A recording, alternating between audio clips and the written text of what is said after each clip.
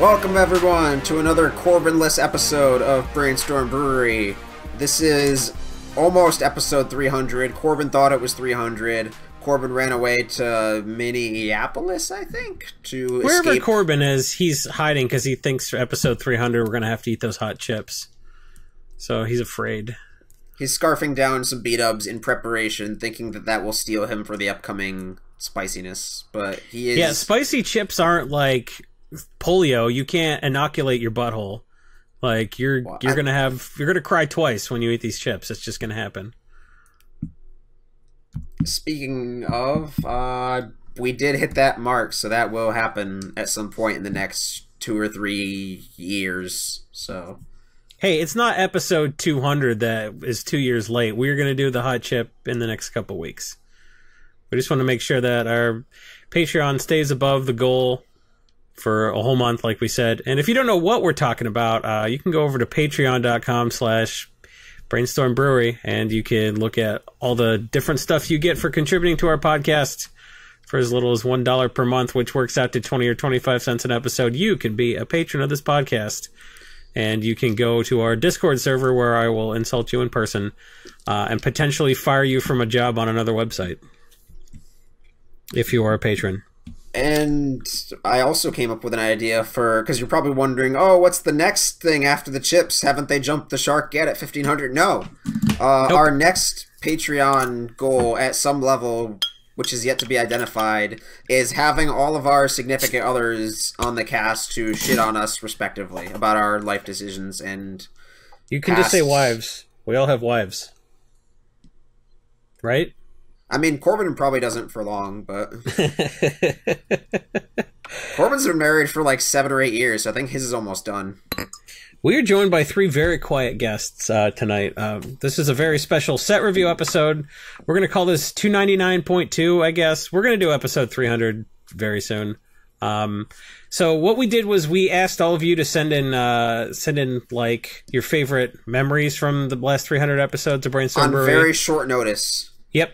And none of you did it, so you suck, and you guys are going to get the episode 300 you deserve, which is not going to be an episode 300 that Marcel takes 2 years to make. It is going to be an episode 300 where we will have guests, and we will do a live podcast episode with guests coming in at staggered intervals to talk to us for a few minutes. And if you did send us an audio clip, we'll play it on the cast, and who cares about 300? Let's talk about 299.2, which is the set review. And we are joined by the cast for Commander of the... 2018. What did I say? You didn't say anything. It could have been Saviors of Kamigawa for anyone. Why would it be the Saviors of Kamigawa set review, Douglas Johnson?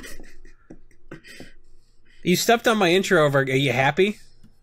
I'm sure our guests aren't happy. They've been sitting here quietly and not sure if they should open your mouth. It's like, this guy's my boss. He could literally fire me. The guys whose careers are all in my hand, the cast of the EDHREC cast, which is how that's pronounced.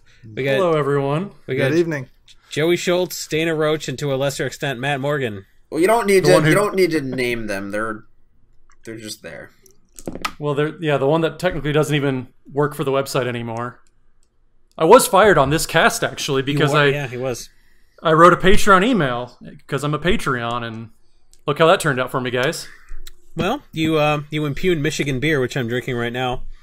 That's true. You might be honest. I'm drinking Shorts peanut butter and jelly ale, and it tastes like coffee. So they missed the mark, is what you're saying? Yeah. So maybe Wisconsin beer is. No, I'm just kidding. Wisconsin beer is terrible, and you're fired. I know we're a little quiet, but I'm just waiting for us to we'll start talking about Magic cards already. Why would we want to do that? I just wanted a proper introduction is all, but you know. Oh, look, a guy who's done 20 episodes of a podcast is going to come on here and tell a guy who's done 300, come on! So that's it's a fun show. We like to provide as much context as we can to the statistics that we find on EDHREC. So it's been a lot of fun to put together. Matt writes the 60 to 100 series. Dana writes the In the Margin series. I write the Commander Showdown series, and I've recently taken over as the editor for the articles on the website. It's been a lot of fun. I'm enjoying it a whole lot, and we're looking forward to talking about some card prices. So what do you mean by context exactly? Like EDHREC is it's a website, right? And it has how many cards go in the decks, right? Like you type in the name of a commander and it'll be like, well, this many people, this percentage run this card. Well, what do you mean by context exactly?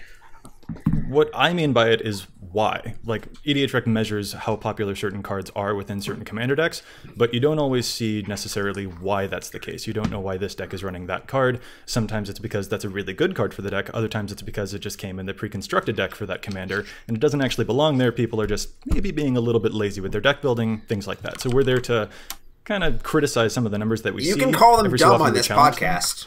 I call people dipshits, so you don't need to call them lazy. You can just insult their intelligence at a base level. No, Joey's our token company man who has to represent the brand and make sure Dana and I actually, talk semi-intelligently at all times. So, which is funny, at any time, at any time, really. It really should be my job, but Joey's the professional one. I'm just the guy that handles EDHREC's Twitter account. Joey makes sure we don't go on Reddit and call everyone an asshole in a thread. Again. You can be the one to explain to people that they're really dumb for playing Strionic Resonator and Gonti because the 2 extra mana is not worth the additional trigger most of the time. But guys, DJ, sometimes it is, right? No. So yeah, EDHRECast is just getting started. You guys are what like 18 episodes in? Just about. We just recorded our set review for the show. We just recorded our set review for Commander 18 as well. Moments ago. Like, we just got done recording 20 minutes ago. Yep, and then your boss said come on this podcast, and you had to. I'm here. So yeah, because you guys need help evaluating cards. Right? We actually kind of tend to. So if you're my boss, does that mean I have a job again? No. No, I'm Joey's boss. You did for that split second. I did until he realized you reminded him. Until Jason realized what he was saying. He's like, "Whoop, nope, take it back." So hey, I realize I get accused of shilling real hard for EDHREC, but I work there, so you can't shill for the company that you work for. That's not how shilling works. I used to shill for EDHREC, and now I'm a paid enthusiast. It's a good website. It's at edhrec.com, and I've been talking about that data for like 3 years in my articles, and if you don't read my articles, why do you listen to my podcast? We are going to talk about Commander 2018. We have some help from some qualified EDH experts, and DJ and I are the EDH enthusiasts on this podcast. We think we're going to do a pretty good job talking about these cards. We're not going to spend a whole lot of time on this. A, because there aren't that many new cards, and there are only a small number of reprints that really matter, and B, because DJ and I are always the ones begging Corbin not to spend 25 minutes talking about the first Planeswalker, and then we like skip all the tireless track or whatever. It's $1. So we're going to try not to yada yada yada anything good, because there are a few cards that are going to be under $3 that are probably going to go up. So yeah, this set is crazy good. Yeah, so we're just going to start with the most expensive singles and just work our way down like we always do. The first one is Yuriko the Tiger's Shadow. Don't buy it at 14 next. But what do you get? Like, do you think there's a deck there? Because you guys were talking about doing all kind of non-creature stuff to make non-creatures into ninjas. I don't think there's like I don't want to be running a Meeboy Changeling just to have enough creatures, because there are like 10 ninjas. They were probably never going back to Kamigawa. There are almost enough ninjas as there are ferrets for my Jotun's Ferrets deck. They're comparable tribes in terms of quantity. So Dana's pretty high on this card. We do a segment every set review where we kind of wager like what legendary we think is going to be built the most, and I'll throw Dana under the bus. This is the one that he thinks is going to be built as a commander the most. Now bear in mind though, that's not an evaluation of what the best commander is. It's an evaluation of what I think people are going to build the most. And people are often wrong. I don't think Yuriko is particularly amazing. I mean, I think it's useful and it's playable, but I think it just does a lot of things people want. It's a tribe they want, which is ninjas. People tend to dig that, and they've been wanting it for a long time. It draws them cards. It's got cool art. Like, I think it's appealing to people in a lot of quadrants. It doesn't make it the best card in the set, but I think it's appealing, and I think the card itself is good, but I think there will be a lot of people who build a ninja deck on tapped out or on deck stats or something, and then be like, oh, there's 9 other ninjas, never mind. Right. Yeah, that's maybe. I mean, I could see that for sure. It's the most expensive single, and it's the 6th best-selling single, so clearly the hype is there. Right. Yeah. What I like for Yuriko is doing stuff like Arcane Adaptation and Xenographed Conspiracy, things that can change your creature types, and then all of those become sort of equivalent to enchantments like Bident of Thassa or Coastal Piracy. You can turn all of your creatures into ninjas so that they draw you a ton of cards whenever they hit people, and you're in blue and black, so you can make your stuff unblockable pretty easy. That's what I like about Yuriko. And I think too, just because on the EDHREC cast, I'm kind of the person who plays the more spiky formats. I play a lot of Modern and Legacy, and that's where a lot of my articles come from. I think if there was a card in this set that kind of breaks into Legacy, it might be Yuriko, because, swinging with a True Name, ninjutsu this in, draw a Force of Will, dome your opponent for 5. I think stuff like that's going to be fairly powerful, and you can't counter, unless you're playing Stifles and stuff like that. I think if there's one card that would break into Legacy, Yuriko's probably it. Yep, that all sounds fair to me. I think a lot of people were saying Xantia, Xantia's, there's no deck that really wants that in Legacy. Yeah, like what's... No good deck, at least, yeah. Like, Goblin Stompy, who cares? Well, there's that Rogue Dead Guy deck, and Zombardment is red, black, and white. That's a deck I'm bringing back now that Death I wrote my last article on that deck, actually. It's super fun, but... Yeah, but I just don't think there's any way to get it back from the graveyard. That's the big thing, and the amount of mana you have to sink into that for Legacy, it's just not worth it. Whereas Yuriko, since you're drawing cards yourself, Yuriko's a little bit better just in that aspect. I don't think there's a real Legacy deck that wants Xantia. But don't buy her at 15 next. No, No. Well, see, the thing is they increased the MSRP on all these decks, and they didn't really do any meaningful reprints, so the value's got to go somewhere. I think that the Aminatu deck is probably the most powerful one, and I think there's so little pressure on Yuriko to maintain a high price, and once people start to build the deck and realize it doesn't pan out, I think when you bust this, I think if you can get 15 for it, you sell it immediately. And kind of feel the same way about Aminatu herself. She's the next card. She's about $13. TCG market price, and she's got some pretty good abilities.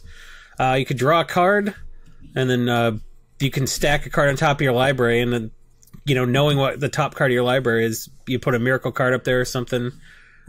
Her -1 is go infinite with Felidar Guardian, and on her -6 doesn't matter. It's but dumb. don't buy her. -6 is irrelevant. Don't entirely buy her at 12. Are there any of the Planeswalkers you think are going to maintain around 10? Because I think Estrid is. Yeah. I like Estrid at 10, but I don't like it. I like it. I like it. You're not going to. Yeah, I don't think you're ever going to be able to pay 5 for Estrid. You don't make money buying at 10, but you feel comfortable buying at 10. I don't. I don't like Lord Windgrace or Saheeli at $10 personally. The only problem Estrid has is all 3 of those commanders are so good and kind of interchangeable, and they also don't want to boot any cards out. Even if you're not building Estrid as your commander, you probably want it in the deck. So it's not one of those cards that you build a different variant and you wind up with that Planeswalker sitting off to the side not being used. It's just going to always stay in that deck, I think. Well, see, I think Estrid actually is a better commander for my Enchantress deck, the way I built it. Because I was running the overgrowth and the crap on the lands, and then I was like, wait, most of my enchantments are control magic effects, because that's how I decided to build at 75%. I was like, I'll play control magic or a treachery on their dude, I'll draw a card, keep my hand full, and steal all their creatures. And then I realized I can use Estrid's ability to untap creatures that have enchantments on them, which is, So, it accidentally synergizes with some of the deck. It's like when an enchanted creature attacks, draw a card. One of the other commanders that's in the deck. I just accidentally synergized. So untapping each enchanted permanent you control is dumb, because that's going to tap a bunch of my lands on her +2. And it's going to tap all of their creatures that I just attacked with. So I think Estrid may be the way that most people build it, but some of those other ones are pretty good too. I think this is probably the best deck, but I don't think it's going to be the most popular. Yeah, we made a bet on our show, our set review, and I actually wagered that Tuvasa the Sunlit would be built more than Estrid.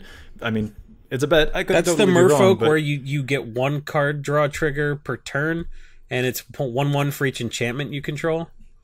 Yeah, it just seems a lot more classic, like the actual Enchantress style stuff, like Verduran Enchantress, Mesa Enchantress, Argothian Enchantress, Enchantress for Presence. It fits in line with, I think, those a lot more, which I think makes it look more appealing. So that's my bet about which of those commanders will see more play. So I wouldn't be surprised to see Tuvasa eclipse Estrid's price.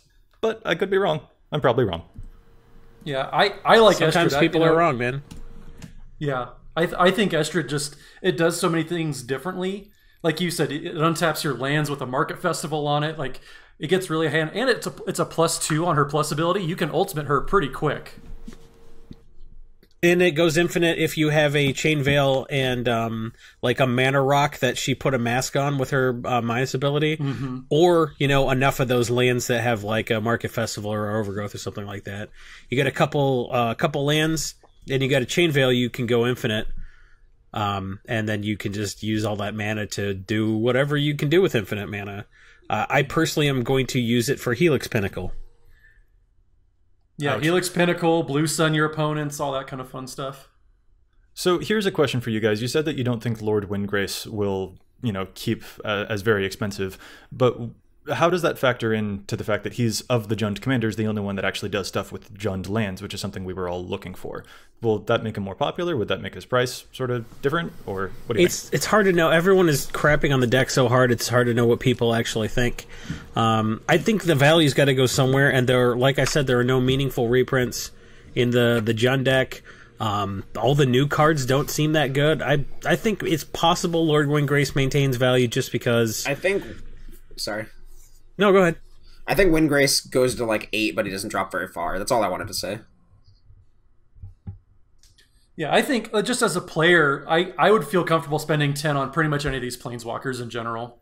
I don't think it, like, if you're coming from a player's point of view, if you're not trying to make money, like you said, DJ, if you spend $10, like, you're never going to lose that much. I don't think you're going to make money on any of these, but I don't think you're going to, it's like, oh, I went to $3, I'm an idiot. I don't think that'll happen. I think Saheeli could easily hit like 3 or 4. I think she's more Saheeli than Saheeli Rai, but there's so much other good stuff in that deck that there's actually no pressure on Saheeli to maintain any value. And one of the cards that I think could potentially go up from its current $10 is Treasure Nabber. DJ doesn't agree with me, but Treasure Nabber was a $4 card that went to 6, that went to 10. It kept selling out. It's the 3rd or 4th. Yeah, the 4th best-selling card, right after Xantia, Sleeper Agent, and Windgrace's Judgment, and Geode Golem, which is, best-selling because it's been out the longest.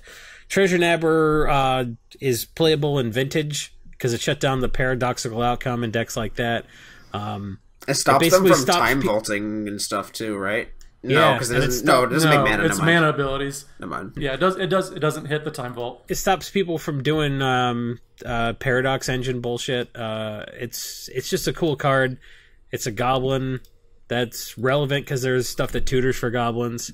I think Treasure Nabber, I don't hate it. I would have liked it at 5, obviously. I would have liked it a lot more, but I kind of think that it has room to go up even from 10 if this is a $40 deck and there's like nothing else in the deck. And Saheeli's not really that great. Brutaclad is really good, but is only like $3. There's no Wormcoil Engine or anything. That I kind of think that Treasure Nabber, as good as it is, could be what takes up a lot of the value of the deck. And I don't hate it at 10. I think if you can get it for 8, I think you can easily make $4 or $5. Treasure Nabber is probably my favorite of the non-commander cards as well. That was something I tried to mention on our set review. I think this card's basically can be a red staple, and it strikes me as the deep glow skate of this set. Yeah, I mean, I think if you're trying to find the cards that are going to go up in value, you want to look for that Teferi's Protection kind of card, which is something that people not only want to run in the deck it came in, but they want to get additional copies for existing decks they already have. And Windgrace's Judgment is maybe the only other card that people want to put in their existing Golgari decks. But Treasure Nabber being mono-red, it just goes in so many other decks. Red always kind of needs ramp anyway, so I think that's the card. And it shores up a lot of issues that Red has, which is if you can borrow their mana rocks, you can sack their Mind Stones and Dreamstone Hedrons and draw those cards, not give the stuff back, stuff like that. Throw in a KCI, I love to borrow stuff and never give it back. And it's a goblin. Right. Like, don't underestimate that. It's a goblin. Like, people that are running Krenko decks and running stuff like that, why not put just your value goblin in there anyway instead of, you know, some other piece of junk that you're running? So that's a thing too. Like, people who have a goblin deck are going to be eyeballing that to fill a slot. If you can get it below, and people are saying that it's like 3.5 euro on MCM, which is, that's nuts. So I mean, the exchange rate that works out close to like $8, but still, that's pretty cheap, and I think this goes up.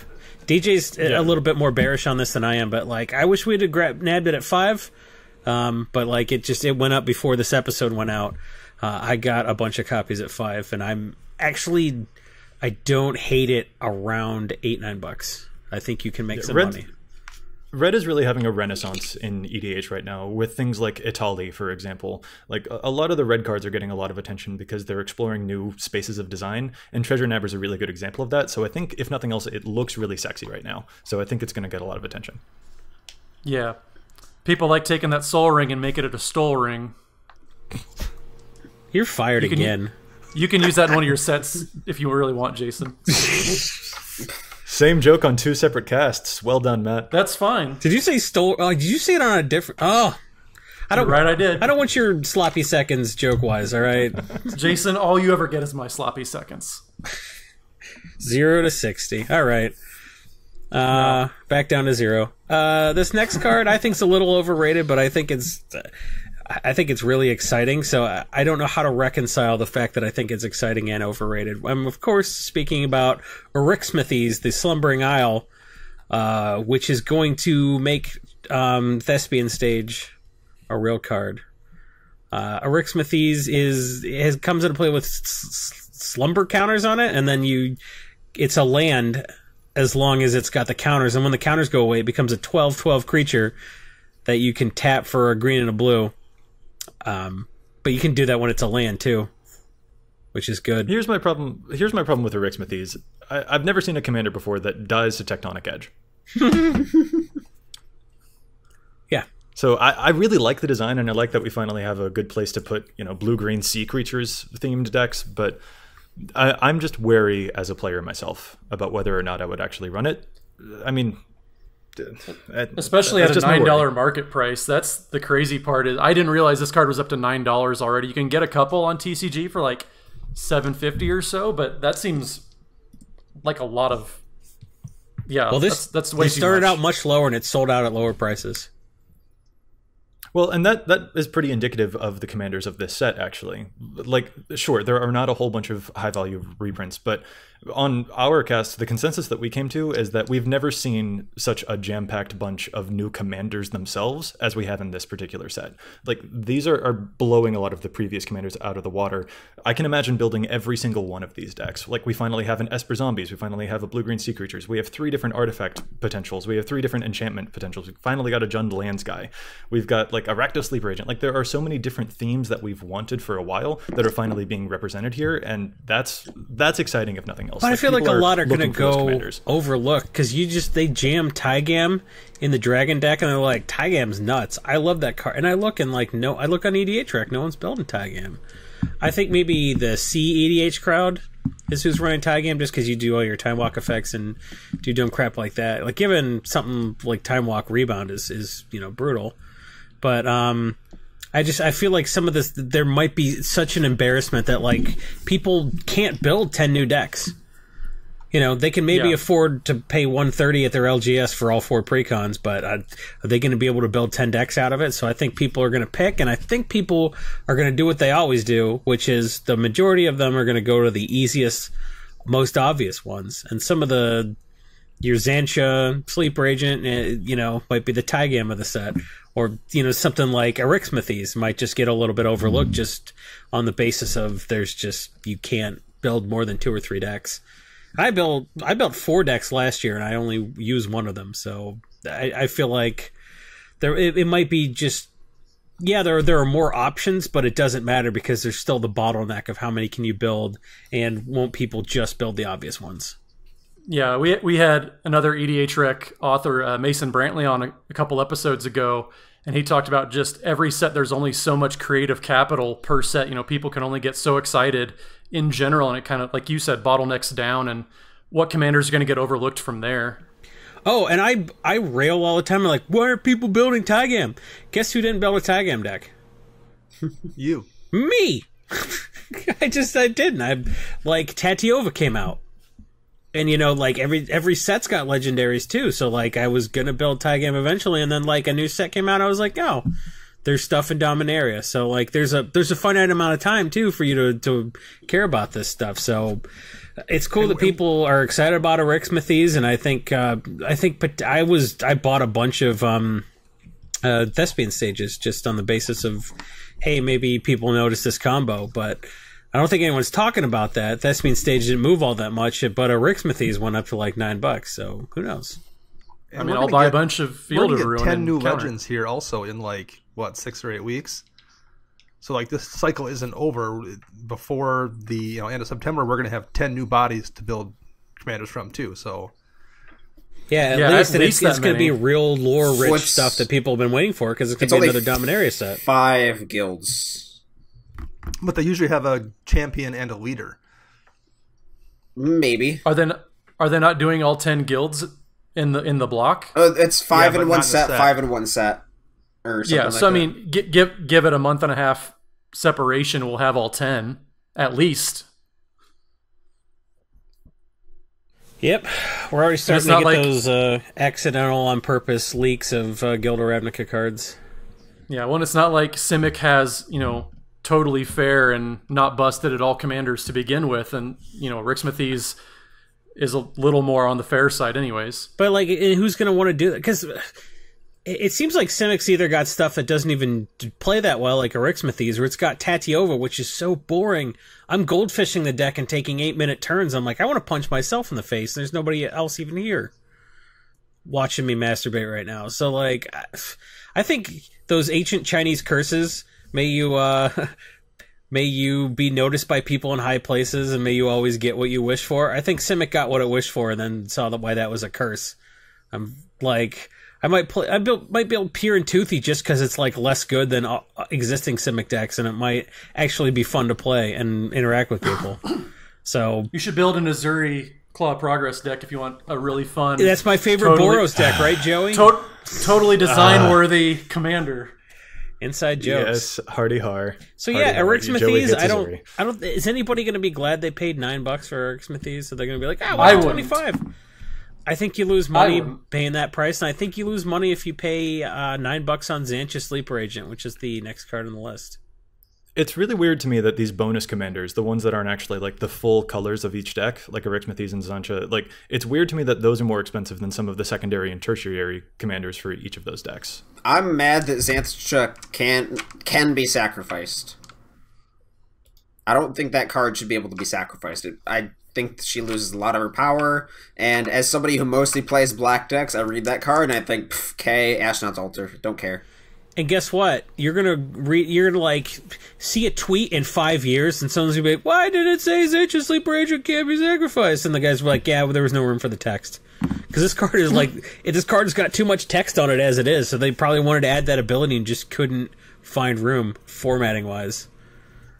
And this is going to be in the same boat as Erixmathes, where it's going to get pulled out of the deck it's in. Like if you're building Windgrace, you're not keeping this in the deck. If you're building whatever Enchantress build you're building, you're not keeping Erixmathes in the deck. So those are going to be in binders or sent off to Card Kingdom or whatever.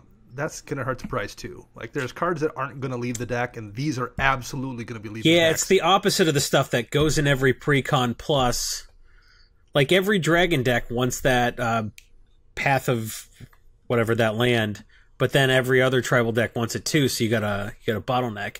This is the opposite problem where like there's no synergy with the other commanders, so you're gonna like pull these cards in 3 different directions and like have 3 different piles. So if there's there are gonna be people that just want the Windgrace stuff and they're gonna sell the other 2 piles. I think that's a good point. Another good point is Enchantress's presence. I would have thought would have fallen lower. I think it will still fall lower once the set comes out. Yeah, once people start getting copied, because this is, I think what the reason it's pegged at $8 has less to do with Enchantress's presence itself and more that when there are a lot of new cards, they look to reprints for stability, and they have like some sort of algorithm where they're like, I think it should be half the price it was before, or 2/3, or whatever they do, and they sort of peg the price there, and they're like, well, this card's better than Enchantress's presence, it should be more. This card's worse. So what reprints do is they sort of put a little bit of stability in the pricing model for the decks. And so you can look at it and you're like, well, there's the Enchantress's presence, that's $8. There's this, there's that, there's that. So there's $40 right there. So you're fine spending $40 on the deck.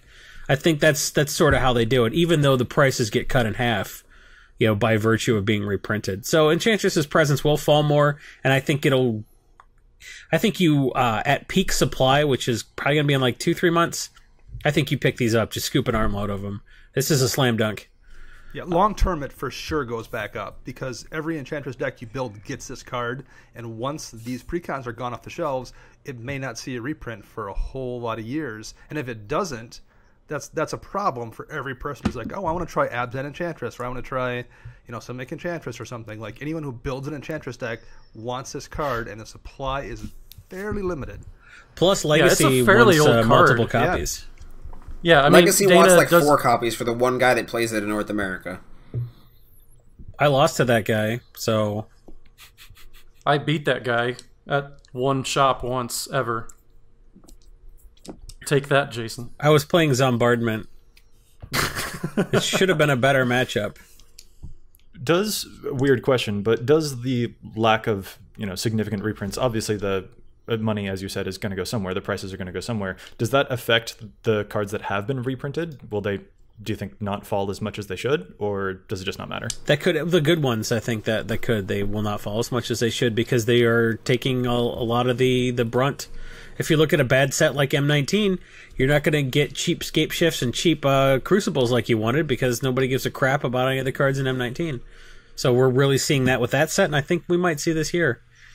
Honestly, I don't know how you justify raising the MSRP $5 and don't include $10 or $20 in pre-reprint prices of more value. I feel like they put in less value than last year because they said they were going to push the envelope, and they're like, they meant power level. They meant they're going to print the next card, Magus of the Balance, which is a Magus that gives you a banned card.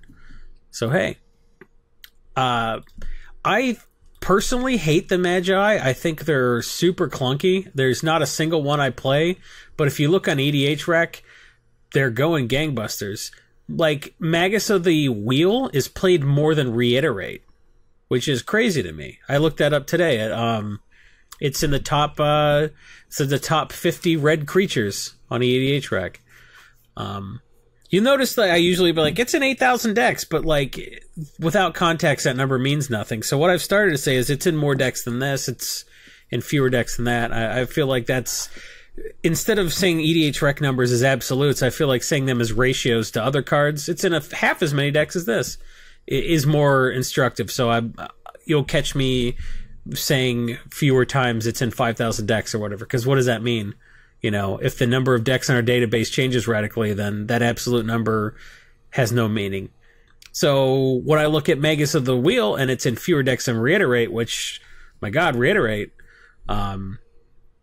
that's certainly something that people are playing. So you've got a card that is banned, Balance, and then you've got a Magus, which, even though they come into play Summoning Sick and you got to pay 5 mana to tap this guy, and it gives them like a turn to kill it before it loses Summoning Sickness, and you can't run it out early before you get 5 mana because they'll kill it. It's just really much clunkier than Balance. It is still going to cast the effect of a banned card, and that's sort of unprecedented. It's hard to know what this card's going to do. How impactful do you guys think casting... Will is also a... Oh yeah, Yogg's Will. That's a good point. But that's not really... Yogg's Will is legal. Yeah, what do you... Magus, Yogg's Will is legal in EDH? Why did I think it wasn't? Yeah, it is. Huh. Why did I think it wasn't? Yogg's Bargain isn't, but Yogg's Will is. Oh, that's the card. Yeah, I was thinking Yawgmoth's Bargain. Yeah, right. same. And I think for these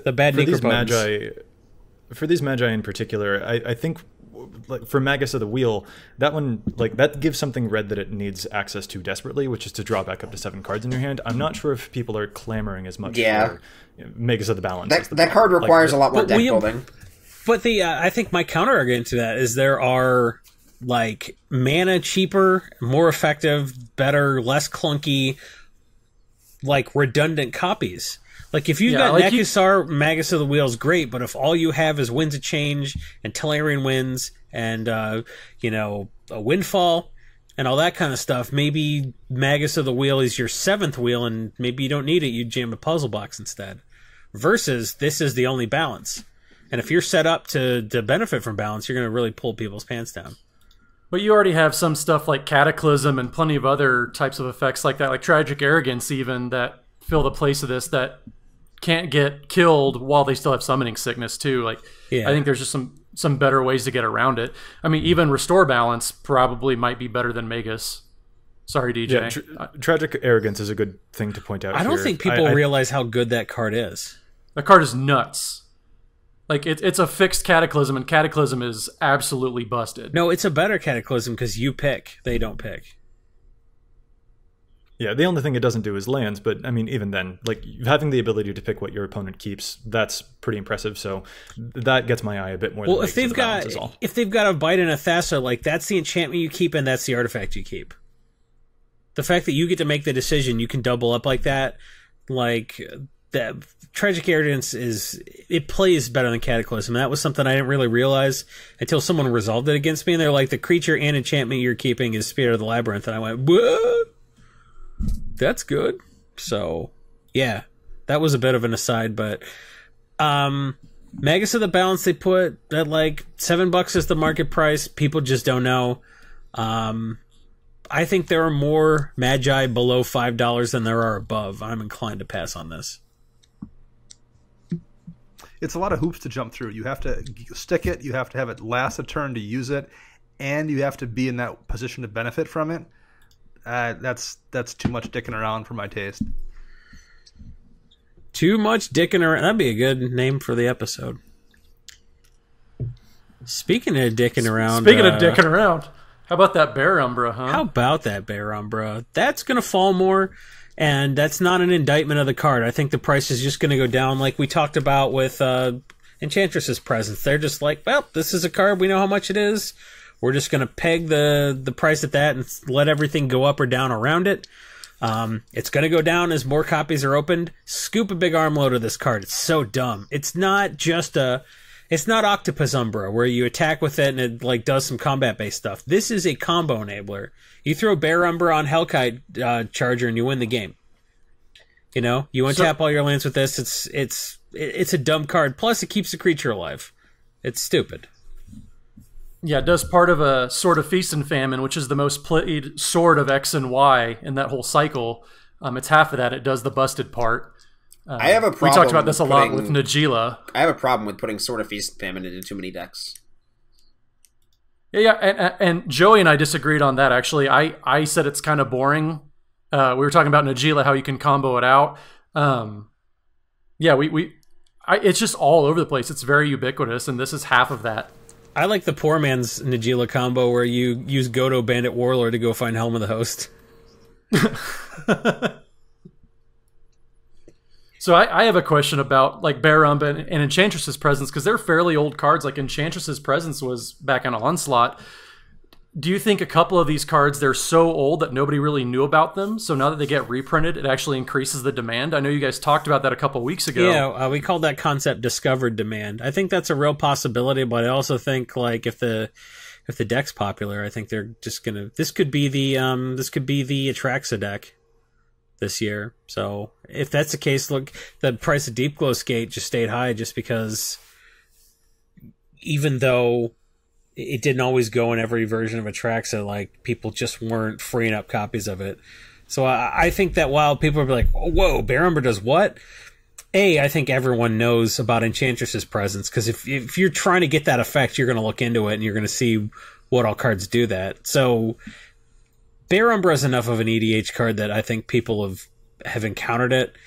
But I think this may turn a few people onto it, but I think the effect of just the deck just flying off shelves, and it maybe doesn't make the final cut. Because when I build, I'm going to buy the Estra deck, and I'm not going to use my Bear Umbra in that deck. So I think that'll free up some copies, because not everyone's going to want it.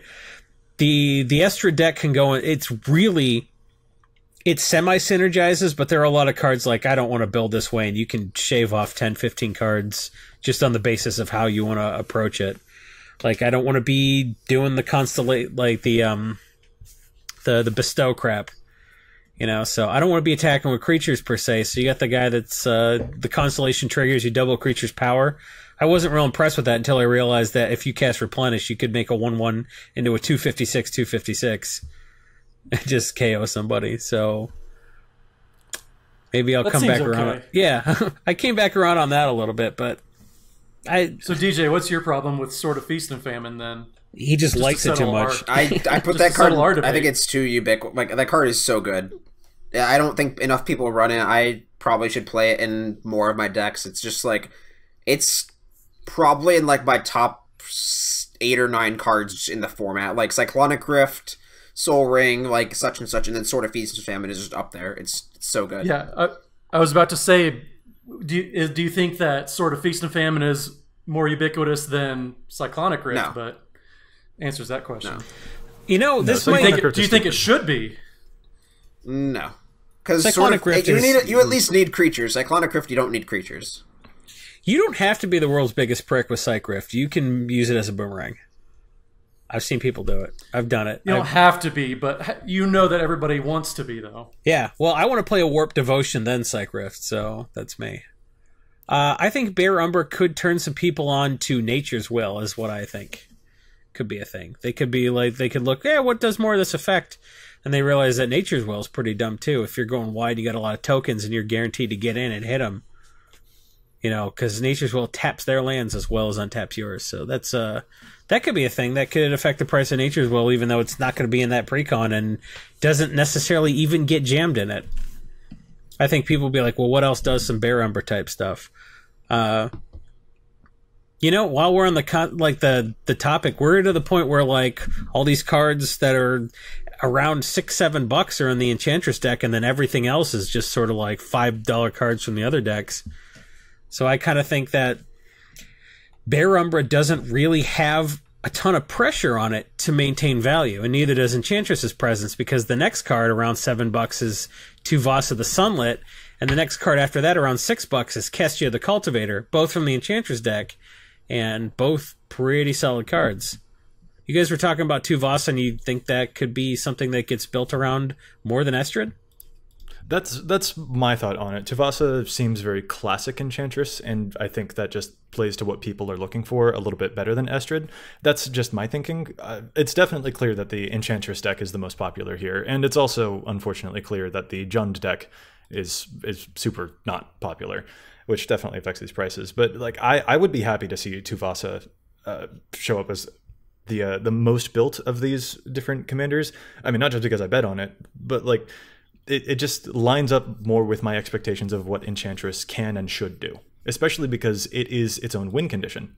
Estrid is really neat because it gives you a ton of value here and there, but it doesn't necessarily win you the game, it just gets you more stuff, whereas Tuvasa can pretty easily like get someone out with commander damage once you've set up all of your enchantment stuff, and then it's huge because it gets +1/+1 for each enchantment you control. So then it with a Rogue's Passage, it with any blue unblockable enchantment, and your opponents can't mess with you. Just it is the win condition, and that's why it looks appealing to me. I'm just you think chiming. it's $10, DJ? I'm just chiming in to derail at this point here, but I hate commander damage.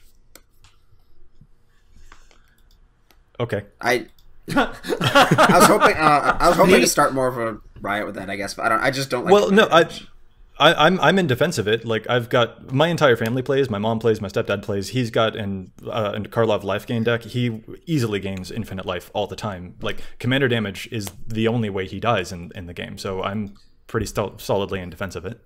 I mean, that's what, like, it's just a good equalizer. It helps out with a lot of those types of corner cases. I mean, it's like Infect. If you're going to get rid of commander damage, you may as well get rid of Infect. No, that's why Infect and Mill and stuff exist, is like as alternative win conditions. Like, it's.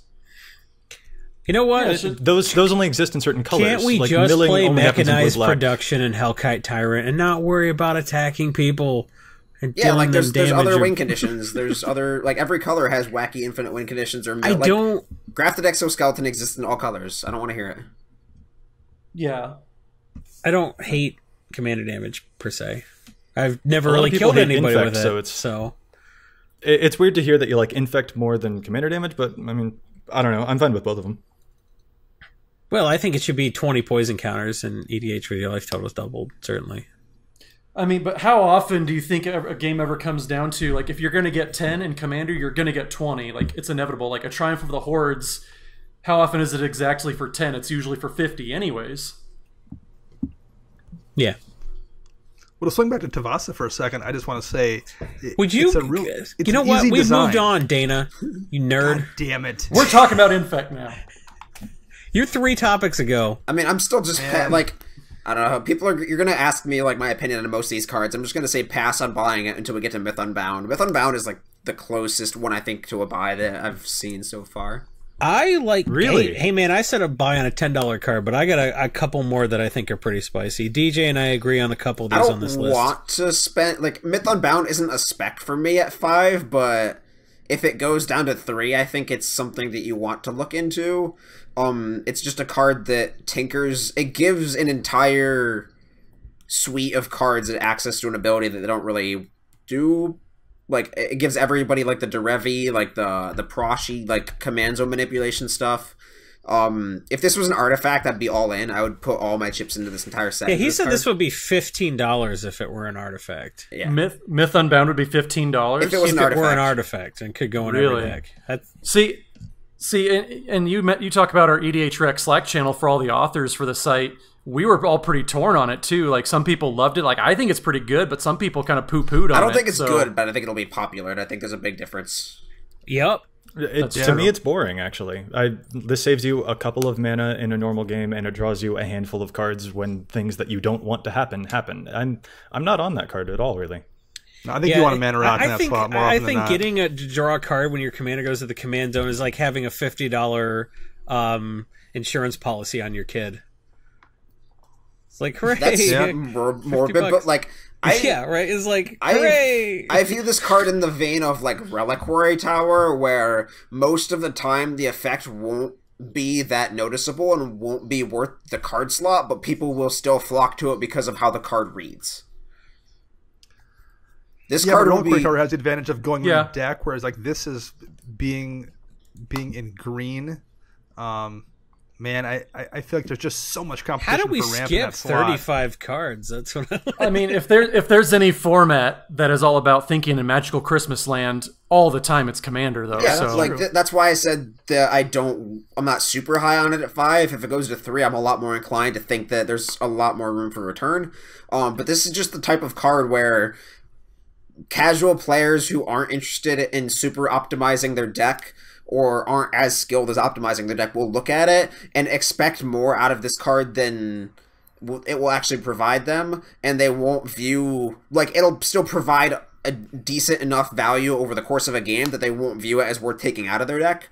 So that's why I compare it to Reliquary Tower, because way more decks play Reliquary Tower than they need to, and I'm sure you guys know that. But that's how I view this card, is like, the downside is so minimal, and the downside won't be noticed as much. Just like it'll just be like a good value card for people who just read the text and be like, oh wow, this is a super cool card that no other card does this, and they slot it in.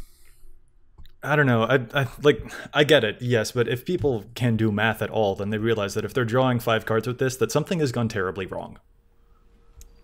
They saved So- 5 mana when they paid, 35 mana. And they paid 3 mana for the card itself. Like, I don't know. Well, I don't know, because I didn't really like the I don't like the card that's whenever one or more creatures attacks, you draw a card. I think if you're in blue, there are better ways to draw a card. This playristic study, yeah. We skipped way far ahead. We skipped Kestia the Cultivator, and I think the fact that it's within $1 to Vasa, I think Tuvasa stays roughly where it is, and I think Kestia just plummets because I don't know. And that's even a card that I think will make the cut in my Enchantress deck just because I'm attacking with their creatures that have, mind control and stuff on it, so I'm going to get those card draw triggers, but I don't want to build a Kestia deck like at all. I don't know how you guys feel about that. Those three commanders are just fighting each other. Yeah, I've been really excited about building a Bant Enchantress commander. Like, I've been playing Derevi just because it's the best Bant option at this point. Did you play against my deck in Vegas? No, I wasn't at Vegas. Oh, good. I played against him. Yeah, that's...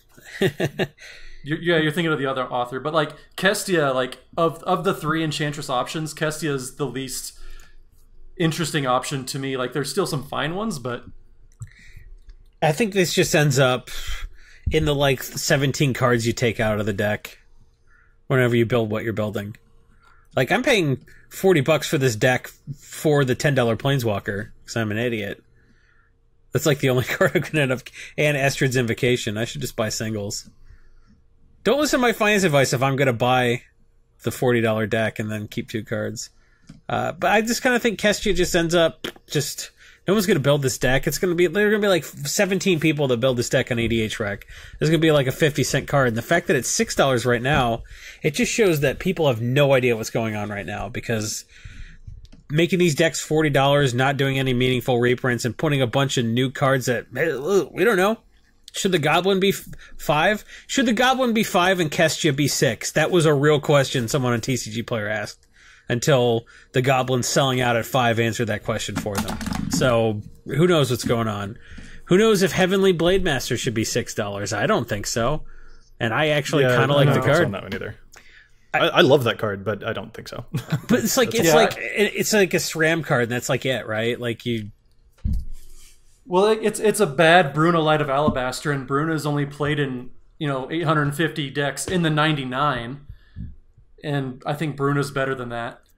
Well, this kind of goes in this. What you do is you kind of like go wide, I guess, with like a Cheerios type build, and then you throw all the equipment on this, and then you swing with 3 creatures, which is all you have, and they all get like plus 40 or whatever. Like I think that's the only way something like this works in like a SRAM type deck. Because if you've got a Bruna type deck with a bunch of auras, you're just going to suit up Bruna or Sigarda or something like that. This isn't a $6 card. It's like it's a $1 card, and it's cool, but like it's so narrow that it just won't maintain expensive. the price. It's 6 mana, and if you're playing mono white, that's forever. I think there's decks that want it, but not enough for the average person to care. And I think it's overrated a little bit, to the extent that this next commander is a little bit underrated. I think Yennett, Cryptic Sovereign, is the kind of commander that, like, the people that really like those grindy type Staxy decks will flock to, because if you have something that's tapping everybody's mana, you like Tangle Wires and Smokestacks and Static Orbs and all that crap, a vigilant creature that lets you cast spells for 0 mana is just going to wreck.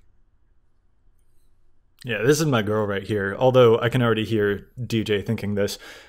Bulk rare or something to that effect. It goes super down. I mean, I probably don't disagree, but I really like Yennett. Great thing commander about doesn't mean Yennett, it's going to be worth anything. Yeah, exactly. Yeah, but I think you look at what goes in the Yennett deck, and I think Yennett makes 10 cards that are $3 now into $7 cards. So like, why don't like her price per se? Don't like this card's so open ended though. There's no, it's not like Arcades or Hepetra where it's like here you play all this stuff. Like it's just related to odd mana costs. So it's like what immediately lights your fire with this? What do you immediately think of when you see odd mana costs? Stacks. Void Winnower. Stacks. Or I think every Yennett player goes and buys an Expropriate and then Mystic Tutors it to the top. Like there's going to be an Expropriate in every one of these decks. If there isn't, the first week they'll eventually read about it or be told about it, and it'll eventually kind of turn into a Jaleva style deck. This doesn't scream Stacks to me. Yeah, it feels like Jaleva to me. Well, Jaleva's fine too. That's a great deck. Right, for sure. Yeah, I definitely think it's more of a cheat things out than it is a Stacks type of deck. Well, but you're cheating things out because everybody's mana is all tapped, and so is yours. Like, you're tapping all your lands to Smokestacks and Static Orb and Tanglewire and all that crap. I mean, I think people are going to care more about Soothsaying than some of the Stasis type crap, like Tanglewire. I mean, yeah, that's fine, but like it just, I'm not grabbed by any of the other Esper commanders the way I am by this, and I think this is probably a little bit underrated, but like its own price doesn't matter. I think if it spawns an archetype, there's some stuff that's like... That's not super popular just because it hurts you too much And all of a sudden, stuff that really hurts you and hurts everybody else hurts you less. I think this card breaks parity. It breaks parity of a lot of stasis effects. And I think that's really interesting. I think you're very unique. Like, you're the only one who's thinking like that. Well, that's funny because I wrote an article about the Keynesian Beauty Contest last week, which was basically the Keynesian Beauty Contest is you have to think about what other people are going to buy and not what you want to buy. So I could be totally wrong, but I feel like I've seen a lot of people excited about Yennett online, and it's not just me. When discussing Yennett, I feel like this is a good opportunity to mention, like we've mentioned before, not a whole lot of high-value reprints here. I've seen a lot of vitriol online about this set because of the lack of significant reprints, but it's kind of caused people, I think, to lose their minds just a smidge because they're asking for things like Sensei's Divining Top to be reprinted in a Commander set, or things like Rhystic Study, and I'm just like, clamoring for significant reprints. Yeah, Scroll Rack, exactly. Yeah, those are good cards, but those don't belong in a beginner product whatsoever. Yeah, because do you want to play in the, like, everybody from the store gets one of the precons randomly, and then there's some guy that, like, top and a turn, I'll top. They're like, that's cool. Did you pay one for my Rhystic Study? Yeah, those cards are not conducive to a fun environment when you're trying to teach someone how to play. Like, you can ask for better reprints, sure, but you can't hate the set because it didn't have Sensei's Divining Top in it. That's just, like, it's really disappointing to me, actually. I've seen on Reddit someone has said, I'm actually really excited about this product this year. And it got, like, -9 downvotes. Like, that's outlandish to me. I think it's fine to be excited about a lot of these cards because things like Yennett, things like Amanatu, things like Tuvasa, like, a lot of these commanders are really interesting, and it's fine to be excited for them because they do cool stuff. Some of them do bad stuff. I think Entreat the Dead is really bad. That is a bad card, yes. I think for Entreat the Dead to, like, if you're not miracling this, for 9 mana, you can either get 3 creatures out of your own graveyard, or you can cast Rise of the Dark Realms. Yeah, Rise of the Dark Realms. I am a devout necromancer. This card's crap. I'm sorry. Well, DJ wants to talk about this card because he's like, there could be a black miracle, and I was like, they don't make black. They said specifically miracles aren't going to be in black because they're miracles. The word miracle is not but they did it. They did it! So, DJ was right. The other funny anecdote about this is this was Corbin's preview card, and it got spoiled when someone took a picture of the back of the deck box, so... Ouch. Oh, Corbin. The only thing worse than that is having Winds of Wrath be your preview card. Hey, it fit right on theme for us. Matt loves some 5-mana Wrath spells. Yeah, the fact that we got Winds of Wrath is just proof that Wizards probably listens at least to one episode of our podcast and knows that I love 5-mana Wraths, so, yeah. Maybe it could have... Wish it had been Fumigate. I'd like to fumigate this next guy, Gyrus Wanker of Corpses. I don't know how to feel. I like $1. Yeah, it's like Pass. It's a bad prosh. Yeah, like I am surprised to see that this isn't the cheapest of the new. It will be. Varia is also $1. Farina. It's the Wasatoria of this year. I don't. Dude, I got a nosebleed trying to think of how I would build Varina. I just don't even know what to do with that card. $1. Avenger Zendikar, I'm surprised it's this much. It was $4 before the reprinting. Like, this is going to tank and it'll go back up like it always does. This may be one reprinting too many for Avenger Zendikar, but if it's going to be in the Zendikar versus Eldrazi or whatever, and like have those tacky, foldy, bendy foiled copies everywhere that I can buy from people for 50 cents out of their binder. Like, if that's not going to tank the price, I don't know that this will. I think this can recover. Don't buy it at $4, but definitely buy it at like $1. Casuals love that card and always will. It's so good, but like every time I get an Avenger Zendikar, I build a deck that wants it, so it's not like I can even stockpile copies of it. Because every time I build a green deck, I'm like, under what circumstances would I not want to play lands and make my creatures huge? I don't get it. Why is Coveted Jewel $4? Because people don't know. They just don't know. They put it at $4 and it didn't. Yeah. Yeah, Jason's already talked about this, but like every new card in this set is like, it's $4 now because it's 2 weeks out. We don't know. We don't have access to any of like the information yet. So I mean, we have 2 more pages of cards that are like $4, $3 to $4. So I mean, at this point, I feel like we should just talk about cards that we actually like going up from $3 to $4 instead of spending 10 or 15 minutes per card, because we have like 2 more pages of $3 to $4 cards. Well, I like Ravenous Slime. Maybe not at $4 because I think it probably goes down, but I like Ravenous Slime a lot, and that's on this page. It's an interesting card. I'm not sold on it, but I'm happy to be proven wrong by it. I like Unwinding Clock at $2 in 3 weeks. Oh yeah, yeah. Dana's got a really good pick with Windgrace's Judgment. See, that's that's the third best selling. If you sort by best selling, Windgrace's Judgment, it goes Geode, Golem, Windgrace's Judgment, Xancha, Treasure Nabber, Estrid's Invocation, which is my favorite card in the set. Treasure Nabber and Estrid's Invocation are my 2 favorite cards in the set. So Estrid's Invocation is sweet. Yeah, that's probably one of my favorite enchantments. Like any enchantment deck, you want that. But this top, like DJ doesn't like Windgrace's Judgment because it's 5 mana, but like I like to pay a little bit extra mana to get way more value, and this is a super duper putrefy, and it's $3. I think it'll go down from $3, but I think if you pay $3.50 or whatever market price is, and then it goes down, you'll be like, oh no, and it'll go back up. You'll be like, hooray! So like, I feel like you'll break even on this in 3 weeks. It's a black-green Curtains Call. Like, Curtains Call is what, $10 right now? Well, Curtains no, Call it's like is $1. Curtains Call is 3 mana. Curtains Call is like $1 that's true. or $2. It went way up in the first place because I didn't shut up about how good it was, and now I can just now I have like more Curtains Calls than I have decks because nobody else gives a shit about it. Yeah, I mean, Windgrace's Judgment is better than Curtains Call just because it hits every opponent. Like, you get something from them. And it's instant speed. Instant speed is pretty relevant, too. Estrid's Invocation should definitely go up. Like, it's a lot like the card Copy Enchantment, and that's like, what, $10 right now? Well, that's because it's from, like, Revised. It's from Ravnica. Copy Artifact was from Revised. Oh, Copy Enchantment? Oh, okay. That's $10? Yeah, because it wasn't in the deck, because this was. I've been drinking. Well, this is honestly a better card. No, it is, Gavin, but like you want both. Yeah. Yeah. Oh, you do. Gavin tweeted something about asking questions, and I asked about Estrid's Invocation. He said Scott Larrabee submitted this like 3 sets ago. And they're like, it doesn't fit in. So finally, they're like, we're doing an Enchantress deck. And he goes, aha! So I really, really love the design of this card. Because you can run it out early and then you can change your mind later. You're not committed forever, and that's what I really like about it. Well, and it gets better as the game goes on, too. Like, you play a better enchantment later on, 2 turns later. I mean, say you get your Eldrazi whatever, Conscription, then you have 2. But you also just flash it in every turn, even if you're copying the same thing as before, because you're getting Enchantress triggers when it comes back in.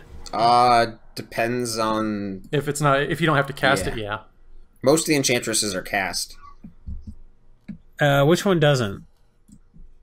I don't know. The Constellation one, I think.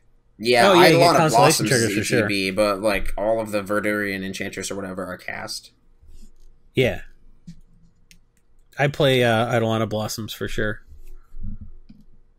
So yeah, it's I think Nylea's Colossus is interesting at, what is it, $1.50 or $2?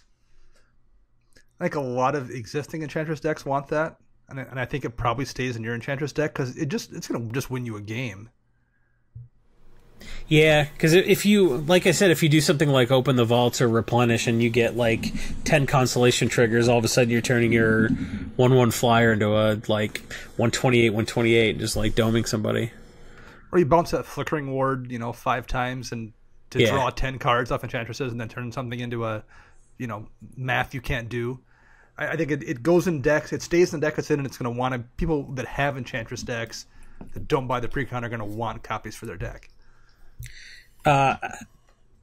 We got a bit of a bottleneck in, like, because there's only like so much value that can come from the Enchantress deck. But if you look in some of the other decks, we're really scraping the bottom of the barrel trying to find some value. And I think Saheeli's Directive at like $1.50 is pretty dumb. It's like a red Genesis Wave, but the fact that you can tap your artifacts to pay it means that like green has got the ramp. Like they're like, we can put X equals 20 into a Genesis Wave. It's a little harder for red to do unless you're in a pure artifact deck and you're able to tap a ton of artifacts. And even if you do it for X equals 20 and only get 10 artifacts, that's still pretty significant, especially because if you're in a red-blue deck, you have 3 different artifact lands you can hit. So I really like Saheeli's Directive at under $2, and I think it probably goes up just because what else in that deck is worth anything? It's you know, I don't think it's that exciting. So what do you guys think about the Storm cards then, like Genesis Storm and Skull Storm and all those? Do you think any of those are going to get enough attention to really be relevant? I kind of like Fury Storm just because if X equals 2, it's still good. Yeah, the red one is the only one I think that's even close to playable, but I don't think it's financially relevant. I agree that it's like the best 250. Yeah, it's like 250. You like it at 250? No. Fury Storm's my favorite of those new ones as well. I'm not sure that they'll show up a ton. They seem splashy, but I mean, like, not really good unless you're doing something like a partner deck where you get extra effects for each of your commander casts. So I'm not sure that they'll necessarily find a place. Even something like Dual Caster Mage has just never done. Like, forks just don't do stuff unless you're Reiterate, because then you go infinite. A card I think is worth considering is a Brutaclad Telkor Engineer. That's the one who like makes all of your tokens a copy of another token forever. Like watching what that changes prices on would be most interesting to me. Yeah, I don't think its price matters per se, but I think that's a really interesting deck. Actually, I give you a preview of my next week's article on Gathering Magic. I asked Art Halavey today if you put a Helm of the Host on Martin Stromgold and then stack the triggers so that you copy it first and then you turn everything into a Martin Stromgold. It's not legendary. If you attack with all your tokens as a copy of Martin Stromgold, if that worked. You know, cards with melee, stuff like that. Like, I think that would be a lot of fun. So, Godo goes in that deck, obviously. Stuff like Rite of Replication, Followed Footsteps, whatever that 6-mana card from, like, Avacyn Restored that makes a token every turn. Stuff like that. Like, if you can play Fairy Artisans in that deck. Yeah. Fairy Artisan, yeah, I love that. That's one that I've wanted more people to play. Every time that I see that card, it wrecks me. Anything that makes a creature that's not a token into a token, like Mimic Vat, like Helm of the Host, like Rite of Replication, you run stuff like that. So you do ETB effects plus attack triggers, stuff like that. I think that'll be really solid. You do the stupid Combat Celebrant in the deck just because you've got the Helm of the Host. Like, you have some ways to go infinite. You have a lot of ways to make, like, hey, I make all of the tokens that I made by playing Mere Battlesphere into copies of Mere Battlesphere. Stuff like that. Like, I think Brutaclad is probably the most exciting commander in the whole set, if you ask me. Well, and it does stuff with all your tokens. It doesn't have to be a creature token. It turns those non-creature tokens into the creatures. Yeah. So you can do like a spell swindle and get a bunch of treasure tokens, or clues. Get all your clue tokens and all that stuff, and turn them into Blightsteel Colossus and just win. Or just win the game with Mechanized Production or Hellkite Tyrant. Yeah. Yeah, I think this kind of suffers the problem a little bit, though, like Marisol maybe did last year. Marisol's undoubtedly a really, really, really strong commander, but the average person probably can't play Marisol, or play it well anyway, and they don't want to deal with figuring out, what random uncommon from Mercadian Marisol Mask such a good ability. A ton of cards. Yeah, it did, but Marisol itself, like saying, isn't a really expensive card right now. What is it, $3 or $4 last time? Marisol's a bulk mythic. Yeah, but that doesn't matter. Right. You look at the stuff that Brutaclad's going to be $1 card, but that doesn't matter because Brutaclad is going to make a ton of stuff go up. Because it's going to be obscure stuff, or relatively obscure stuff. Yeah, for the most part. You guys are the only people that know what Martin Stromgold does. The three of you, because you talked about it on the podcast, right? Yeah. I know what that card does. Shut up, DJ. Don't correct me. Yeah. It sickens me. Wow, that's not even the 12th time you've used that joke this month. Why don't you and Joey go change each other's diapers? Because you're both 12. All right. And yet more mature than you. I like... Not hard to do. I also wrote down that I like Turn Timber Sower around $2. Hey, that was the next card I was going to suggest. Well, you didn't. Good at this. I did. So I like Ancient Stone Idol and Loyal Drake because Ancient Stone Idol reminds me of Colossus of Dumb Theros. card? Akros. Sure. Every dumb Colossus, like, a dude tried to trade me the green-black fetch land for that, and I had to be like, no, I will give you more cards. But, like, he was super cool with that, because it's a big dumb Colossus. So I feel like Ancient Stone Idol, when it goes to 50 cents, just load up and throw them in your binder. Like, some dude will try to give you his car keys for it, and you'll have to be like, no, calm down. I'll take your car for 4 copies. And Loyal Drake is good because there's no situation where you're playing blue where it doesn't do a thing. Like, if you've got a commander, you're playing a flying blocker that's going to draw you a card. I think your commander needs to be like... Your commander needs to cost like 3 or less for this to be good, in my opinion. It definitely is going to help. But the fact that you can play this when the commander's out and draw the card, like you can play this before the commander's out and still draw a card next turn when you play your commander in the first main phase is really nice. Yeah. I think Whip Tongue Hydra is too good a card to be pre-selling for less than Ninja the Deep Hours. Personally. It's like $1 something. I think that's wrong. That's the one that kills all the flyers? Kills all the flyers and gets counters on it. Forge of Heroes is just another one of those cards too. It's like, yeah, it's in every deck, but like, I don't know. I kind of like it. I'd be really interested in what happens to Blood Tracker financially too. Like, it's $2 right now, but like if it goes to like $1, I'm kind of intrigued by that. Like, you know what? I like Thief of Blood, and the fact that they printed Thief of Blood and then later Atraxa came out and Thief of Blood didn't do shit kind of makes me nervous. Yeah. But like, so, and a couple of us were talking in the Slack channel again. Like, could Blood Tracker be legendary and nobody would care? Like, it would be perfectly fine. It just seems like the type of card that would be legendary with the type of stuff it does. Yeah. I guess. Perhaps. I don't know. My silence here is just because I kind of... I'm not enthused by it, even though it's one of the cards that I'm excited to get. I have a Rayhan or Nishai deck that I'm excited to play it, but aside from that, I can't see where else I would play it. Yeah, it's a little bit narrow, that's for sure. It's agreed with legs, which is cute, but, you know, niche is how it feels to me.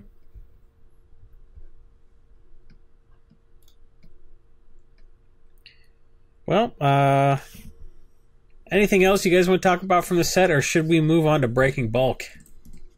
I'm content with moving on. You're really not high on this set, are you, DJ? Well, he's not high on set reviews. He's a cranky pants. Pick of the week, pick of the week, pick of the week. Time for the pick of the week. So my pick of the week, I'm going to say that I really like. I'm going to say Saheeli's Directive at $1.75 or less. That, like, I like the Goblin even around 10, and I like Evocation at 3. But I think any card that's in a good deck, I don't know. I think Saheeli's Directive's not in a good deck, so I'm going to call my pick of the week Directive at under $2. I would like to talk about Turn Timber Sower. We mentioned it just for a second, but I really like this card. It gives you stuff when your lands die. It gets you your lands back. Like, landfall stuff is good, and for Turn Timber Sower to only be $1.75, I think it deserves to be a bit better than that. You've got things like Omnath, Gitrog, Windgrace as well, and Titania who can all run it. It just looks like a pretty appealing card. So $1.75, that sounds wrong to me. It seems like the kind of thing like Ramanop Excavator that could slowly go up over a little bit of time. Yeah, and it goes in like the what's her name? The Gorgon, the 3-color Gorgon where you mill stuff and make zombies. It goes in that deck. Like, anytime they wrath, you just like, well, I might as well get some lands back. My creatures are dying anyway. Sidisi, yeah. Not a Gorgon. Not a Gorgon. What is it? It's a Naga. snake, right? It's a Naga. Oh, shut up. It's got a snake body, not a snake body. You guys are such nerds. My God. Isn't that what a Naga is a snake body? I'm not going to sit here and listen to your shit. How about that? You're not going to work at EDHREC anymore. I got one at a $1 right now is Nesting Dragon. Like that too. You do like Nesting Dragon. Yeah, 5 mana for 5/4. That's not terrible with flying. I mean, it does the thing you're going to do. Like, you're playing land, so you're going to make some 0/2 dragon eggs that give you something when someone board wipes. And then you're going to board wipe. You're going to play Blasphemous Act. You're going to kill everything, and then you're going to have a bunch of 2/2 dragons. Yeah, I mean, it works in Landfall. It works in a dragon deck. I think it's just got enough appeal in enough other decks that aren't the one it comes in that people are going to want it. Does Ghost Town go up finally? Now, Ghost Town being a card that most people heard about on your podcast. And it's due, I think. It seems very good with Windgrace for sure, because you can bounce it, discard it, get it back some other way. Yeah. Like, I mean, you draw 2 when you discard the Ghost Town. Seems solid. I bought a bunch for 50 cents, so like no matter what happens, that's a pick I really like. Yeah. I think that was either a pick of the week or Breaking Bulk I did a few weeks It was back. your Breaking Bulk, and I really liked it. So yeah, I mean, Ghost Town, it's a Tempest card, so there are probably fewer Tempest uncommons. It was your pick of the week, my bad. Yeah, there are probably fewer Tempest uncommons than there were like Scourge rares, so like, I don't know. My pick of the week is the Dragon, because that card is going to be $10 in like 6 months, I think, maybe a year. But if you take somebody who's never played Magic, who learned about Magic through the core set 2019, and you show them a bunch of Elder Dragons, and then they're like, wow, Commander's a thing, and then they see different Dragon decks, and they're like, what about a 5-color deck? And then you show them a 10/10 flyer that makes all your dragons do all the dragon things with dragons. Yeah. So the Dragon deck was already one of the more popular decks, barely behind Vampires, just because of Teferi's Protection being a really silly card. Yeah. And so the Dragons was down to like $250 market price, and I wanted to use it as my pick of the week then, but I just kept forgetting it or having more important things to pick. And so the card's just going to creep up over time. It's not going to get another reprint in the next while. It would have to be slated for a Commander anthology, and it's just the it is just like the essence of Dragon stuff, and it's going to be $10 eventually. Dragon stuff. Dana, did you do one? I did Sunbreak Dragon, didn't I? Oh yeah. Is that everybody? Yeah. If everyone's done a pick of the week, we should move on to do a couple emails. What do you say, DJ? We can do one email. I like Estrid's Invocation. I believe I said a couple emails. Okay, you can open them up then and read them to me. You know, I really wish that you would just get on board with what we're trying to do here. We're trying to do a podcast. Maybe I said a couple arbitrarily just because I was like, hey, maybe let's do but let's just do 2. How about that? Yeah, I sent an email like 9 years ago that I really hope you guys will finally read. Yeah, from the vault emails. We'll definitely get to that. DJ, read anybody but Matt's. Hey, this one's from Joseph R. Crawford. Mr.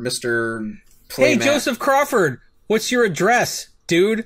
Yeah. Your glasses that I sent you got sent back to me. You owe me $16. What's your where you live? How many times have you sent your glasses to him? Twice, as far as he knows. It's Joseph Crawford. I have just began entering my EDH decks into Tapped Out. I have 13, and I realized don't put them in Tapped Out. I realized a lot are settling around the $200 to $300 range. That was much more than I was expecting. So I was wondering, what do you think a 75% deck should run you price wise? 75% is agnostic to price. I advocate running Bribery and Vedalken Shackles, and I advocate running Expropriate. It has nothing. A 75% deck is not a budget philosophy. You want a good mana base so you don't lose games to your mana base. You're not running Guild Gates and shit. A 75% deck is going to cost as much as like just a decent deck. It's not going to be your $6,000 I got ABU duels in it, but it's not going to be your here's a precon. And it's not going to be directly in the middle either. It's just be like, here's a decent deck. If a dude doesn't have a 75% deck, but he's going to an LGS and not trying to, like, kill everyone on turn 3, chances are your deck's going to cost about what that does. I think 300 is a little cheap for 75%, honestly, if you got a decent mana base. So I think you're right where you need to be. I wouldn't worry about it. And don't think about 75% in budget terms. It's not a budget philosophy. And I get to say things like that categorically because I invented that shit. Next question. From Matthew. Where do you live, Joseph Crawford? Email us your address so DG will read it on the cast by accident. This one's from... I appreciate that the emails that you've read have started with a person named Joseph and a person named Matthew. You have a person named Joseph and a person named Matthew here on your cast. Wow, that's awesome. So thanks.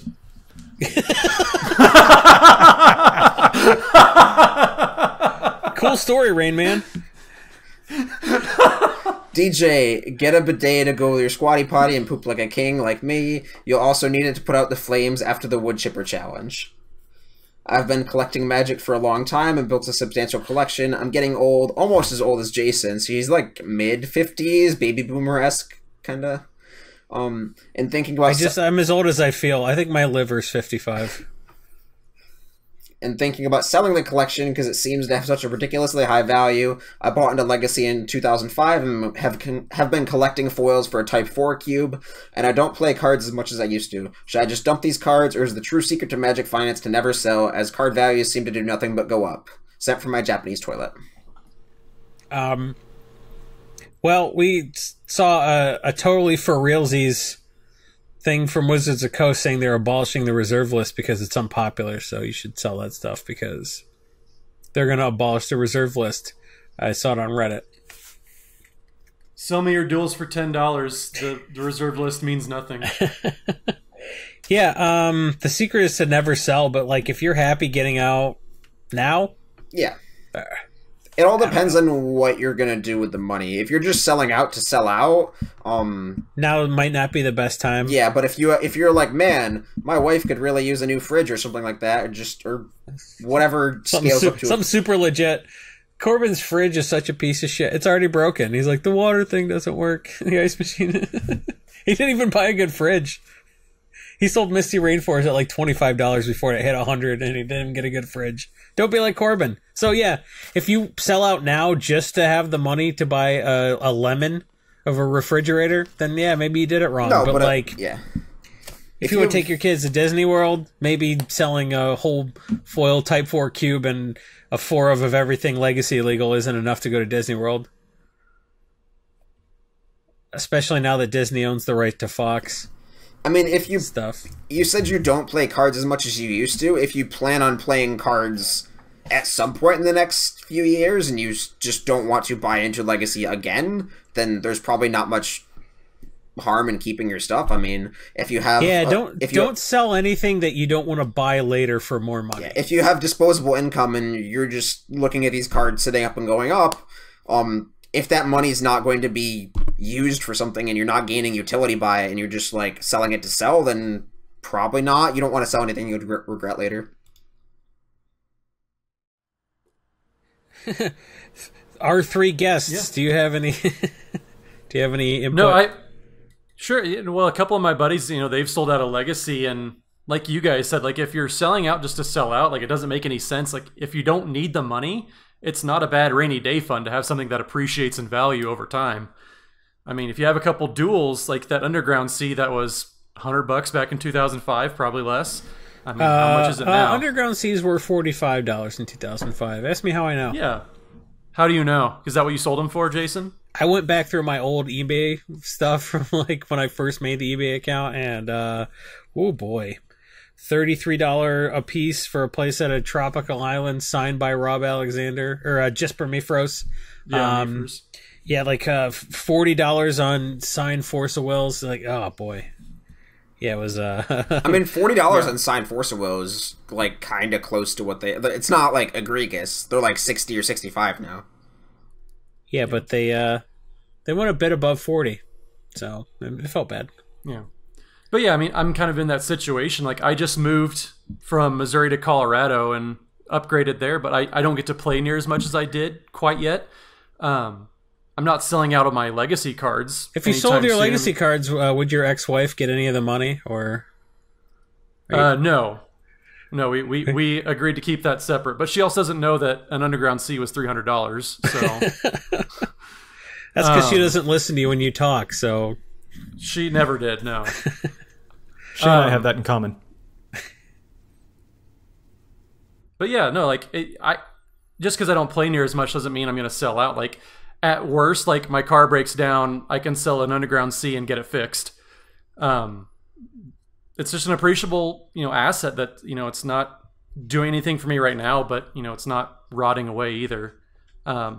If I find a place I can go play more often, I still have those cards. It's not like I sold out. It's not like I need, like you said, Jason, I have to go through that whole process of reacquiring my decks, reacquiring all those duels that I sold out at, a quarter of what they are now. Just hold on to it. Like if you don't need the money, if you're not doing anything with it, I mean, hold on to it, especially if it's reserve list. Like that, there's just no reason to sell. The only thing that I have to contribute is that there's a person named Joseph and a person named Matt on this podcast. That's I don't know if great you can contribution, count that Corbin. I don't think that counts as a that's deep contribution. analysis. Yeah, I'm terrible at this, so my apologies. I know EDH, that's what I live and breathe, and unfortunately past that, I listen to you guys for financial advice. Well, our advice is it's time to move on to the pick of the week segment of the show. That we already... The one that we already did? No, that was Breaking Bulk. Shut up. Breaking bulk time. Breaking bulk time. Break. Oh, yeah, Breaking Bulk. There's so much good stuff. It's a pick. Breaking bulk. The end. It's like we didn't do pick of the week. We did pick of the week, you idiots. Yeah, we'll see Breaking Bulk. For those of you who don't know, what do you mean you don't know? How do you not know? We've been doing this show for 300 episodes. We've been doing Breaking Bulk for like 100. How do you... What? Even our guests know. Our guests are armed with Breaking Bulk picks, and they know how this works. They're going to vaguely describe the card. They're going to tell us like what set it's from and what color it is, and then we're going to try to guess. These are cards that you are going to get in bulk commonly, and you're going to be like, hey, is this worth any money? Then you're going to look it up, and you'll be like, 75 cents on a buy list, hot damn. So, who wants to go first? I can go first. Cool, thank you. This is a black card from Time Spiral. Common. Black common from Time Spiral. Call the Netherworld. Nailed it. No, first try. That's Planar Chaos, right? Oh, no, it's not. Call it... Oh, jeez. I played all those... I played during that block, so I think all those cards are nice. I was just going through a stack of junk tonight and found like 14 of them, and they're close to $1 a pop on Card Kingdom. They're buy list or retail? Because Card Kingdom tends to... Oh, nice. Like, what am I going to do with all of those Call to Netherworlds? So they are all gone. Very nice. Dana has insane luck just finding rando collections. I bought one from a dude with an actively bleeding head wound not too many weeks ago. Nice. And then you came on and podcasted with us not even 15 minutes afterwards. I did. I can still smell that dude's festering wound in my nostrils, and let's podcast wash the taste out of my head. A lot of scratching, like real scratching, and he was on the head wound or like somewhere else. All over his body. I think he had some ants going on. He wasn't. Well, hey, you know what? Look, man, you gave that guy cash, and he spent that on meth. And that guy did not have to perform fellatio for meth. You did him. Really, it's kind of the circle of life if you think about it. I'm doing the Lord's work. Yeah. Somebody would be like, how much meth am I going to give a guy with a head wound to fillet me? Probably not a lot. Like his market price went way down, and you gave him cash for a collection that he stole from someone at knife point. So everybody's happy, except for the guy who got his collection stolen and the guy who's got the head wound. Everyone's happy, but you had to deal with him, so you're not happy either. I guess no one's happy. That's a terrible story, and everyone's sad at the end. Who wants to go next? Blue Ravnica instant go. Original Ravnica or Return to Ravnica? No. Original Disney Ravnica. spell. No. Muddle the mixture. You're on the right track though. Muddle the mixture indeed. That's cheating. That's like $4 retail, right? Like, is that it? Did it go up because of Tiny Leaders, or did it go back down because no one played Tiny Leaders? It's probably an underplayed EDH card. That's what got me looking at it. Like, this card says fetch target Cyclonic Rift from your library, and I think that's and it really counters good. spells sometimes too. It counters their Cyclonic Rift. Yeah. Yeah. I mean, for all I know, you guys have actually used this one before. No, on we the hadn't. show. I thought it was. wow. Yeah, good one. You stumped us for a few seconds. Yeah, I was going to say, you got it on like the second guess. Yeah, we can do. You're going to play Muddle the Mixture in your blue decks. It's really good. I mean, how many people are actually doing that? Not enough. Muddle the Mixture, EDHREC, 10,916 decks. Okay, that's everybody. That's every deck. That's a lot of deck. Yeah, 11,000 deck. That's like Soul Ring numbers. So yeah, good. Cool. Good one. I have a white uncommon. I want to make sure I get this set here. I think it's Torment. Yeah, it's Torment. Torment. It is a white uncommon from Torment. And I think it's about to go up a little bit more, but you can still get these in bulk. No clue. White uncommon from Torment. Yeah, Sorry, you said white uncommon from Torment? Torment.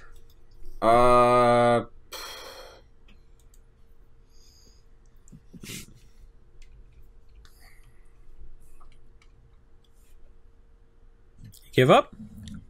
Let me Corbin Google real quick. No, yeah, give me Oh, something. yeah. I can't think of one right now. The card is Cleansing Meditation, which says Oh, destroy yeah, all you're right, enchantments. you're right. Yep. But when you have Threshold, you return all Yeah. enchantments to That's a play, good one. which is a great combo with Enchanted Evening. If people are going to be playing Enchantress, they will want to be playing Cleansing Meditation, and this is a card you should definitely pull out of bulk, because I have a feeling that its current 40 cents retail will soon be its buy list price. That is a breaking bulk of the week, because it's not quite the price it's going to be quite yet. Yeah, if I have can't think never of it seen off the this top of card my before, head, and I'm it's a buying good them one. now. It's also a $4 foil, so that's the thing. A 1,000% multiplier, a 10x multiplier tells people. Where do you that see that's, $4 foil? I Card see Kingdom. $8 foil on TCG Player. $8 foil on TCG Player? Like $5 or $6 for MP, $7 for LP. Nearman's probably not available. Oh, Nearman's sold out at $5. Yeah, they're the EX foils on Card Kingdom are $4 each. Maybe I'll just buy them. That's $50. Add to cart. Cool. Thanks for the tip. This is a really cool card, but I kind of hope that someone exiles your graveyard in response to you casting Cleansing Meditation, so it destroys all of your enchantments and keeps them dead. Well, it wouldn't. Well, If you... It only returns them if you've got Threshold, so if Oh, someone yeah, no, I see sneaks what in a you're relic saying. or something.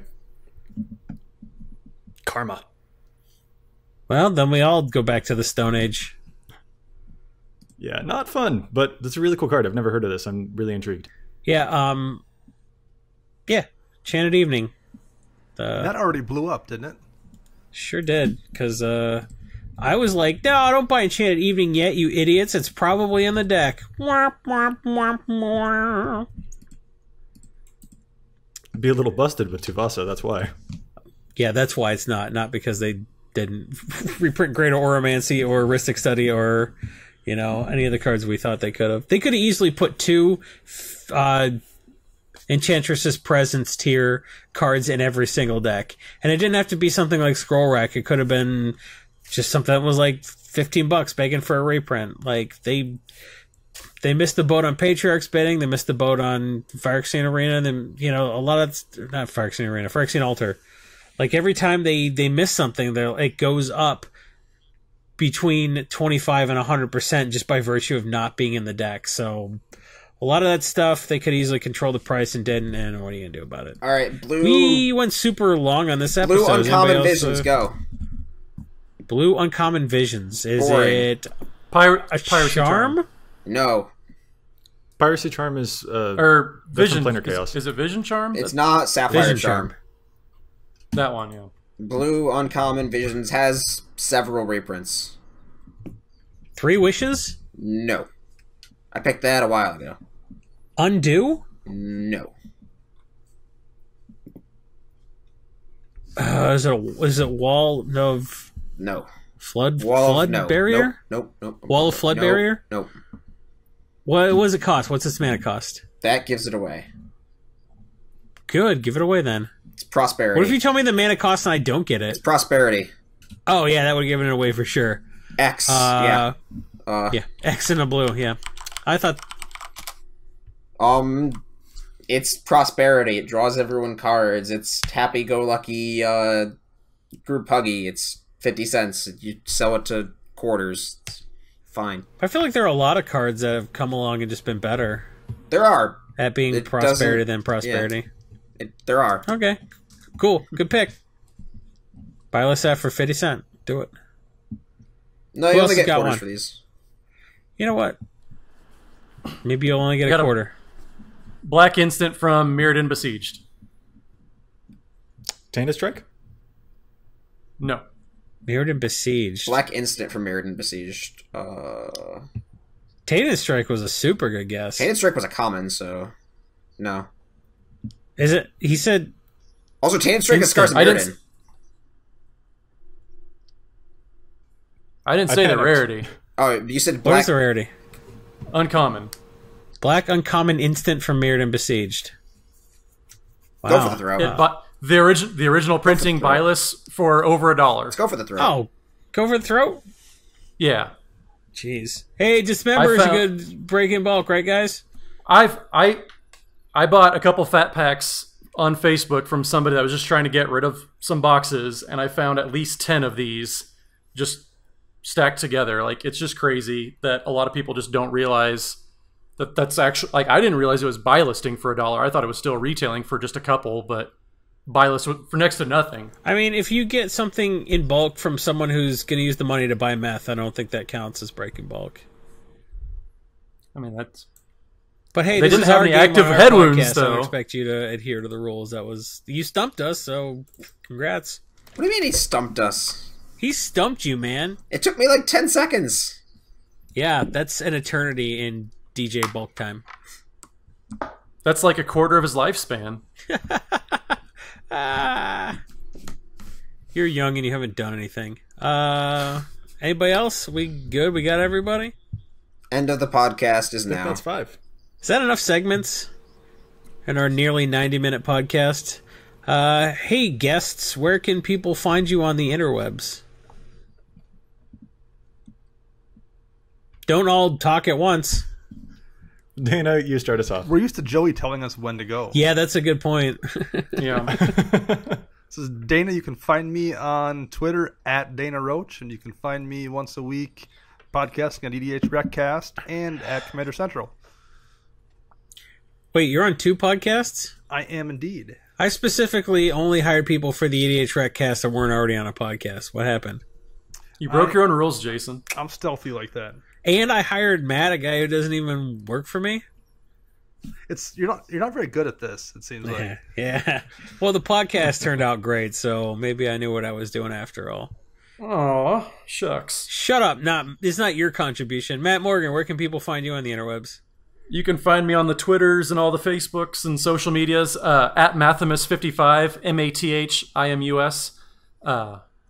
Yeah, or find the podcast EDHREC Cast at Twitter or Twitter/whatever. Yeah, we're doing a giveaway when the EDHREC Cast gets 1,000 followers on Twitter, so you should definitely head on over there and follow. I'm Joey Schultz. You can find me at Joseph M. Schultz on Twitter. It's not inventive, but it is effective. Yeah, I think that's this whole set. I like the new commanders a lot. I think those are very inventive. I like Estrid's Invocation, so maybe I like Esther's Invocation as well. You are such a suck up. All right. That's... Well, after we're done here, you got to drop me back off at the Home Depot where you found me when you hired me, so... Well, that concludes this episode. That was a semi-set review, semi-mailbag, and you get to know some of the guys from the EDHREC podcast. 100% of them, in fact. And we didn't even really plug Squatty Potty, because I think our month is up. So if you bought them, great. If you didn't, you're not a good follower. If you want to follow us and support us for $0, go to youtube.com/Brainstorm Brewery and go ahead and like and subscribe, and then go to that bell icon And if that bell icon's what tells you that when we release a new episode, if you could just like line up your mouse and then just like finger blast that into oblivion, that would help us out quite a bit. If you like us on Facebook and follow Brainstorm Brewery on Twitter and do all those sort of social media type supporty things, you don't even have to go to patreon.com/brainstormbrewery and give us $1. But we'd love it if you did. And DJ's got to eat a hot chip here in a couple weeks. And we're out. Goodbye. That got manic at the end, huh?